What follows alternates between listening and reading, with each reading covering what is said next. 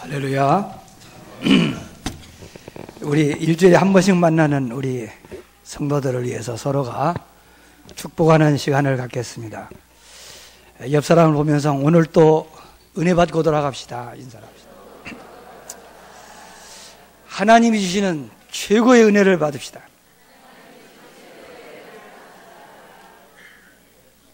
여러분 축복한 그대로 또 고백한 대로 되어질 줄로 믿습니다.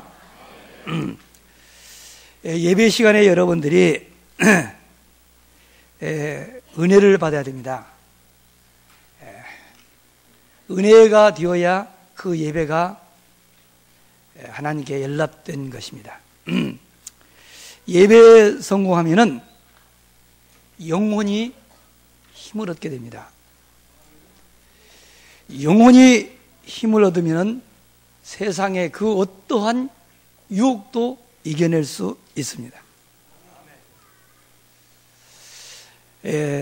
세상에서 승리하면은요, 세상에 끌려가는 것이 아니고 세상을 리드하게 됩니다.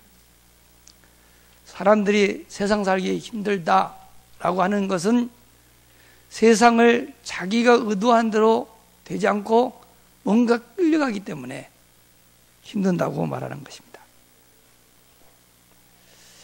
성도라고 하면은 힘든다 이런 말 하면 안 돼요. 그건 들키는 거야. 나는 요즘 은혜 생활을 못해요 그 말이에요. 여러분이 예배에서 성공하고 은혜 받으면 어떠한 어려운 환경도 이겨낼 수 있는 줄로 믿으시기를 바랍니다. 어떻게 하는 것이 예배 성공이냐? 다른 거 아닙니다. 예배 시간 선포되는 말씀 속에는 하나님이 예배에 참석한 성도들에게 주시는 언약과 미션과 비전이 있습니다. 이것을 들을 수 있어야 되고 그거를 붙잡아야 할 줄로 믿습니다. 2014년도에 하나님은 우리에게 어떠한 말씀을 주셨습니까? 전도자의 삶 체질을 위한 일심, 전심, 지속이라고 하는 언약의 말씀을 선포하시고 그 언약을 이루시기 위하여 첫 주간에는 전도자의 삶이 최고의 행복이다.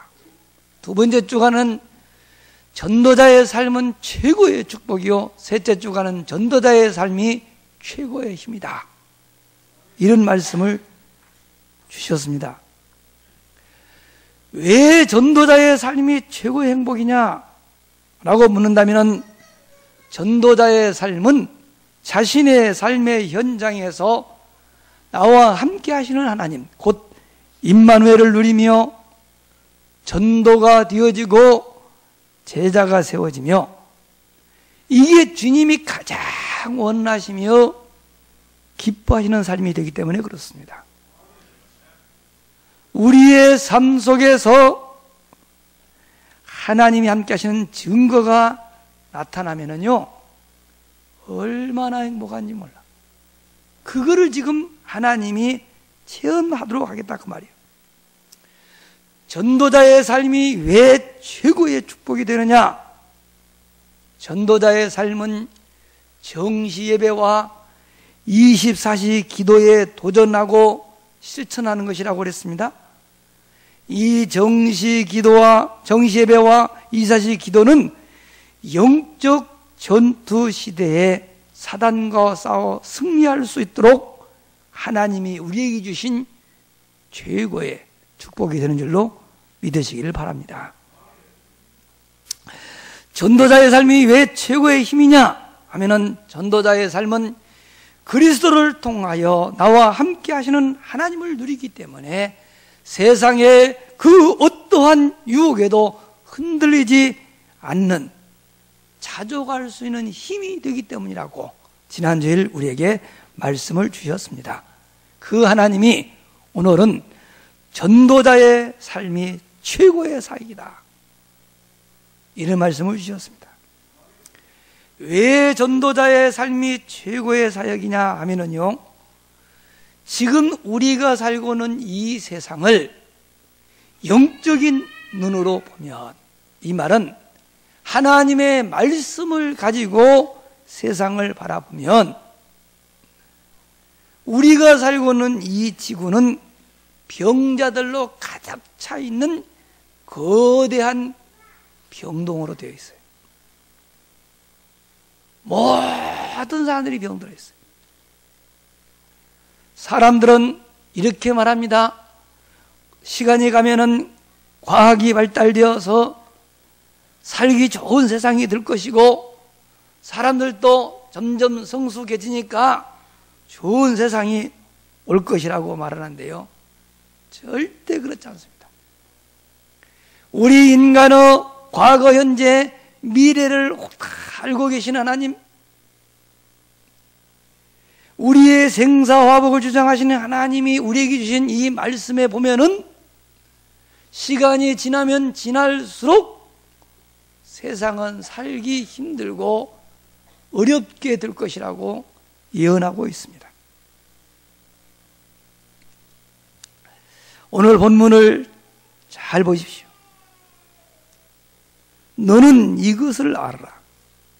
말세에 고통하는 때가 이르러 사람들이 자기를 사랑하며 돈을 사랑하며 자랑하며 교만하며 비방하며 부모를 거역하며 감사하지 아니하며 거룩하지 아니하며 무정하며 원통함을 풀지 아니하며 모함하며 절제하지 못하며 사나우며 선한 것을 좋아하지 아니하며 배신하며 조급하며 자만하며 쾌락을 사랑하기를 하나님 사랑하는 것보다 더하며, 경건의 모양은 있으나 경건의 능력은 부인하니 이 같은 자들에게서 네가 돌아서라.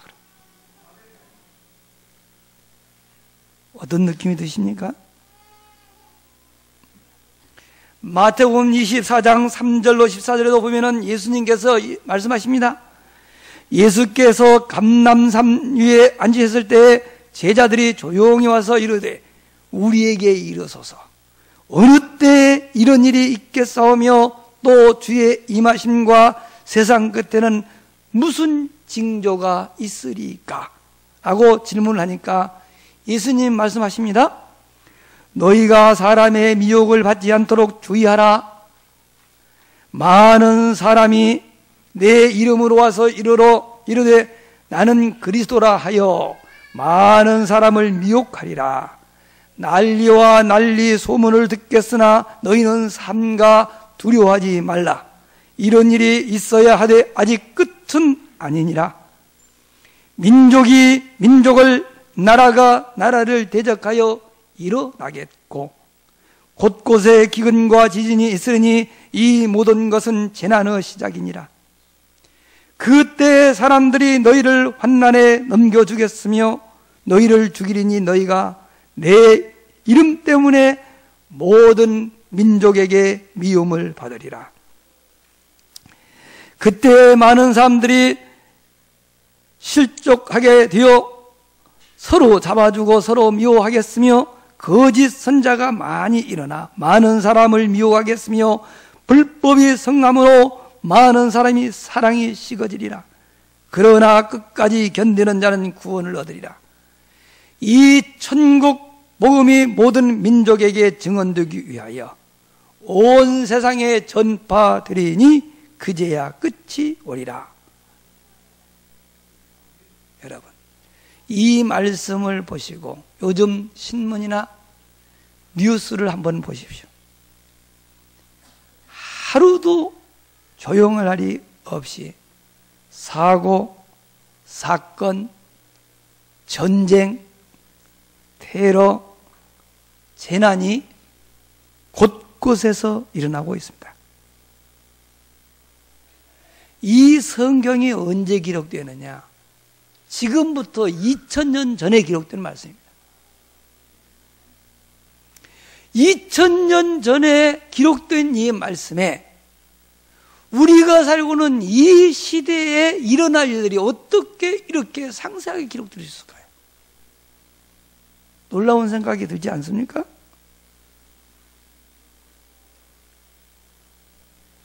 그러면은 지금 이렇게 병들어 죽어가는 이 세상을 누가 어떻게 고칠 수 있다고 생각하십니까? 그리고 이 세상의 가장 소중한 사역이 뭐라고 생각하십니까? 우리는 알고 있습니다. 이 세상 모든 문제는 창세기 3장에서 출발되었고 그 문제 해결은 예수 그리스도만이 유일한 답이다. 우리는 문제의 원인을 알고 답을 가지고 있습니다. 그런데 또 불구하고 알고 있는데도 불구하고 우리가 지금처럼 가만히 있어도 괜찮을까요? 아니면은 알면서도 가만히 있을 수밖에 없는 이유가 뭐라고 생각하십니까? 우리에게 힘이 없어서 그래요. 우리의 힘으로 세상을 바꾼다고 하는 것은 불가능합니다. 그래서 우리는 지난주 사도 바울이 고백한 것처럼 내게 능력 주시는 자 안에서 내가 모든 것을 할 수 있느니라고 하는 이 고백이 필요한 줄로 믿습니다. 저는 지난 주간 메시지를 묵상하면서 사도 바울은 어떻게 이러한 믿음을 가질 수 있었을까 생각하다가 고린도후서 12장 1절로 10절에서 그 답을 찾았습니다. 거기에 보면은요, 사도 바울이 셋째 하늘에 이끌려 올라갔다 그랬어요. 그 체험 이후에 그 인생이 바뀐 것을 보았습니다. 저는 이 말씀 처음에는 무슨 말인지 이해를 못하다가요, 진짜 정시 예배 말씀을 자고 깊이 묵상하는 중에 바로 이거였구나. 바울이 셋째 하늘에 이끌려 갔다가 왔구나.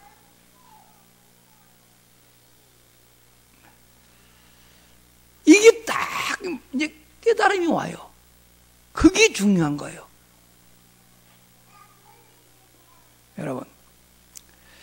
여러분이 정시예배를 내가 하자 이래 하는 것은 여러분 강요한다고 생각하시면 안 돼요. 저는 거기에서 인생의 모든 답을 다 얻었어요. 말씀을 정말 여러분들이 깊이 묵상해 보십시오. 그러면은 그 말씀 속에는 여러분이 고민하고 있는 문제에 대한 답이 들어있고요, 여러분이 두려워하는 그 문제 해결할 수 있는 길도 있고요, 여러분 인생 살아가는 데 필요한 모든 것을 하나님은 예배 시간 말씀을 통하여 다 허락하는 줄로 믿으시기를 바랍니다. 여러분,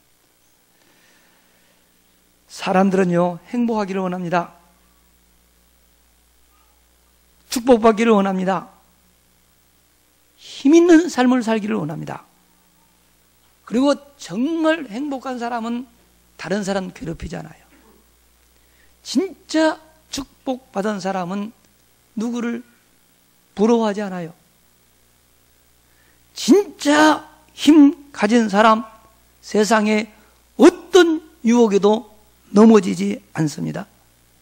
그런데 하나님은 전도자의 삶 속에 우리가 그렇게 원하는 최고의 행복, 최고의 축복, 최고의 힘이 들어있다고 말씀하셨어요. 정말 여러분들이 이 강단 메시지를 붙잡고 정시 예배를 실천해 보십시오. 그러면은 여러분도 사도 바울이 체험한 세 번째 하늘의 그 능력을 체험하게 될 줄로 저는 믿습니다. 셋째 하늘에 올라갔는데 사도 바울이 뭐라고 말합니까? 내가 그 순간 내가 몸 안에 있었는지 몸 밖에 있었는지 나는 알지 못한다. 이 말이 무슨 말인지 여러분들이 체험을 해야지. 이건 설명이 불가능한 거예요. 깊은 기도 속에 들어갈 때에 자신이 자신을 이탈되어 있는 어떤 경지에 이르는 거예요. 그게 일어나야 돼요.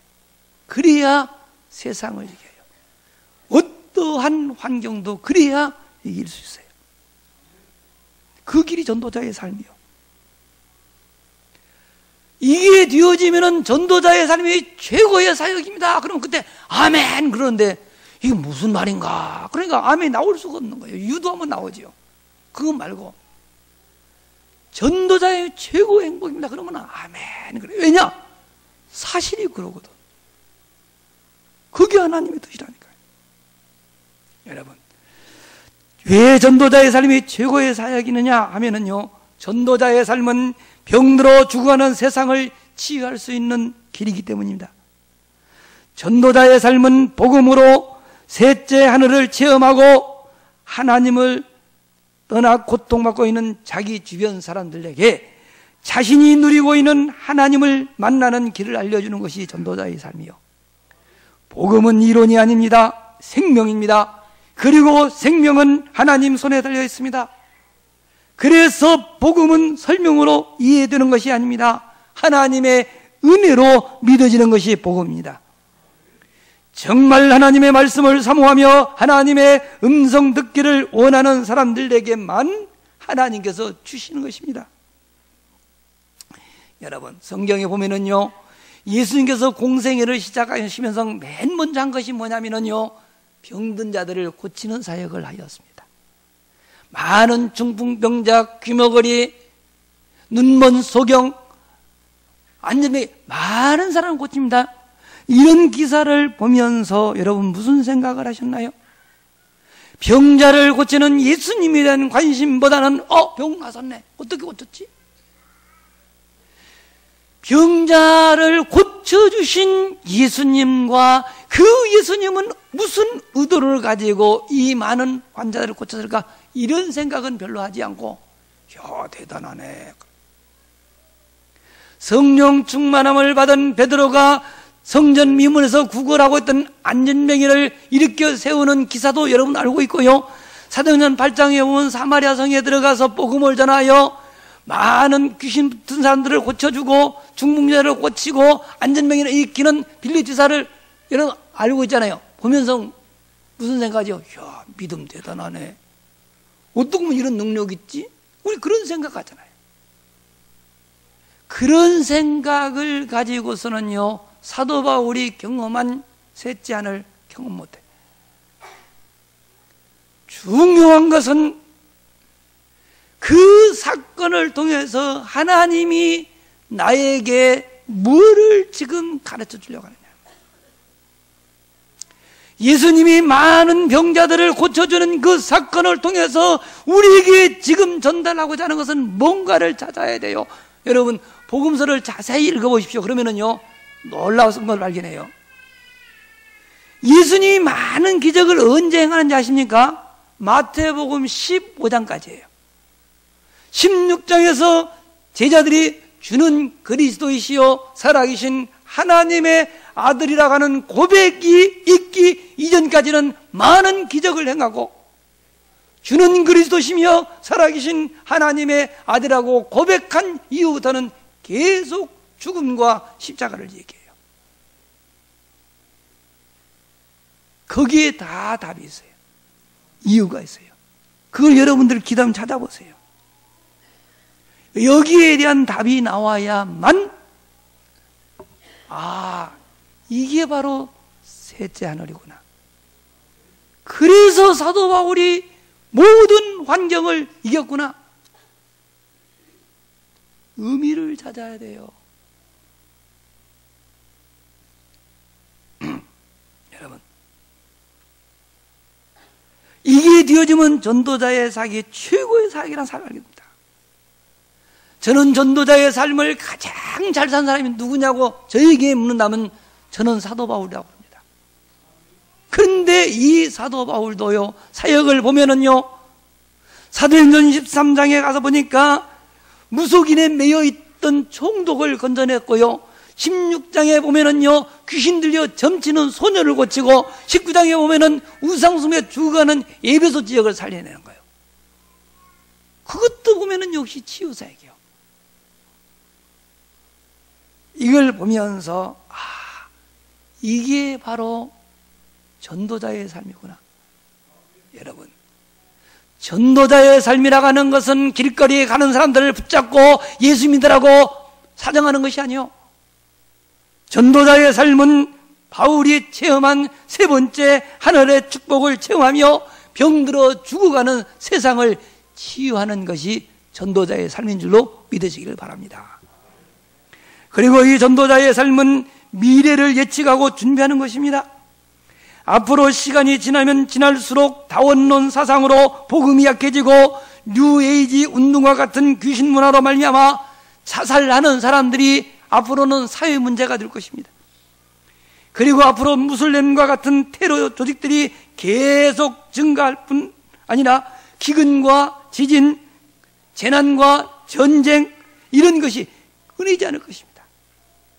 아니, 성경은 그렇게 예언하고 있어요. 전도자의 삶은 이러한 미래를 바라며 복음으로 완전 무장한 요원들을 찾아내 팀을 구성하는 것이 전도자의 삶입니다.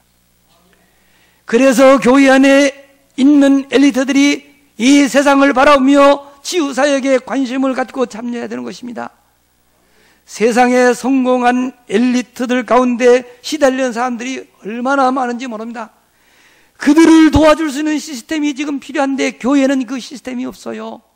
지금 수많은 연예인들이 영적으로 시달리고 있는데 그들을 도와줄 수 있는 팀이 지금 없어요. 그래서 그들이 뉴에이지 운동하는 단체와 프리메이슨이 운영하는 곳에 가서 뭐라냐, 귀신을 접합니다. 그러면은 일시적으로 능력이 나타나고 뭔가 치유되는 것 같은 착시 현상이 나타나요. 그러니 그걸 자꾸 빠집니다. 결국은 마이클 잭슨처럼 어느 날 비참하게 죽어요.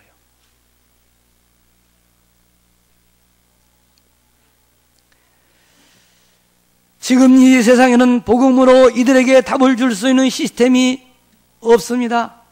그래서 하나님은 이 시대에 우리에게 이러한 시스템을 만들도록 우리에게 정시 예배의 축복과 24시 기도의 비밀을 알려준 줄로 믿으시길 바랍니다. 우리가 외치는, 우리가 하고자 하는, 우리가 꼭 응답받고자 하는 전도자의 삶은 귀신 들려 고통당하는 사람들과 영적 문제로 시달리는 엘리트들과 연예인들을 살리기 위한 치유 시스템을 준비하는 것이 전도자의 삶입니다. 결론적으로 교회에서 전도자의 삶으로 치유팀이 준비가 되면 어떻게 될까요? 우리가 정시예배와 24시 기도의 비밀을 누림으로 복음으로 세상을 치유할 수 있는 시스템을 준비하게 되면은요, 하나님은 사도행전 13장 48절에 구원하기로 작정된 자들이 있는데 그들을 우리 교회에 보내주실 것입니다. 그리고 우리 교회 때문에 우리가 살고 있는 이 지역이 살아날 것이요, 우리의 후대들이 영적 서밋으로 자리에 서게 될 것입니다. 그뿐 아닙니다. 이 귀한 일에 동참하는 성도들에게 하나님은 시대적이고 아주 대표적인 축복을 허락하여 줄 줄로 믿으시길 바랍니다. 왜냐? 하나님은 어느 시대나 늘 그렇게 해 주셨습니다. 하나님은 이 시대에 우리에게 최고의 축복인 전도자의 삶의 비밀을 알려주셨습니다. 아니, 전도자의 삶이 우리의 체질되도록 해 주시겠다는 약속을 주셨습니다. 하나님은 이 약속을 지키시려고 우리에게 계속 지금도 말씀하는 줄로 믿으시기를 바랍니다. 그래야 우리 교회가 인천 살리는 대표적인 교회로, 전국에는 미자립 교회를 마음껏 후원할 수 있는 교회로, 세계복음화의 모델적인 교회로 하나님이 우뚝 세워줄 줄로 믿습니다. 그리고 모든 성도들은 정말 뒤어지는 전도의 참맛과 하나님이 준비된 제자를 만나는 축복을 누리게 될 줄로 믿습니다. 말씀을 정리하겠습니다. 전도자의 삶은 병든 세상을 치유하는 최고의 사역이라고 하였습니다. 하나님을 떠나 고통받고 죽어가는 세상 사람들에게 자신이 체험한 하나님의 나라를 알려주는 것입니다. 하나님을 만나고 하나님 나라를 체험하는 길이 바로 복음인데, 이 복음을 누리며 이 복음적 사실을 전하는 것이 전도자의 삶입니다. 전도자의 삶이란 미래를 예측하고 준비하는 것이라고도 하였습니다. 앞으로 세상은 세월이 흐를수록 다원론 사상으로 복음이 희미해지고 뉴에이지 운동과 같은 귀신 문화로 말미암아 자살나는 사람들이 점점 많이 증가된다고 그랬습니다. 그뿐만 아닙니다. 무슬림과 같은 테러 조직들이 계속 증가하며 기근과 지진과 같은 재난과 전쟁이 끊어지지 않을 것입니다. 전도자의 삶은 이러한 미래를 바라며 복음으로 완전 무장한 요원들을 찾아내 팀을 구성하는 것입니다. 수많은 엘리트들과 연예인들이 지금 영적 문제로 시달리며 죽어가고 있어 이들을 도와줄 수 있는 시스템이 필요하다고 말씀을 하셨습니다. 이들을 우리가 도울 수 있는 시스템을 주님의 말씀에 순종하며 준비만 하면은 하나님은 구원받는 백성을 날마다 우리에게 더하여 주실 것이고, 우리를 통해서 이 지역이 살고 우리 후대들이 영적 서밋으로 서게 될 것이라고 약속하셨습니다. 이 귀한 일에 동참하는 성도들에게는요, 시대적이고 대표적인 축복을 줄 줄로 믿습니다. 우리 교회는 정말로 주님 약속하신 최고가는 교회가 될 줄로 믿습니다. 그래서 전도자의 삶이 최고의 행복이요, 그래서 전도자의 삶이 최고의 축복이요, 그래서 전도자의 삶이 최고의 힘과 최고의 사역이 되는 줄로 믿으시기를 바랍니다. 저는 확신합니다. 전도자의 삶 속에 모든 것이 다 있습니다. 우리가 할 일은 오직 하나 있습니다. 정시 예배에 성공하고 24시 기도 속으로만 들어가면 됩니다. 그것이 우리가 할 일이요. 그러면은 더 이상 방황할 것도 없고 갈등할 필요도 없어요.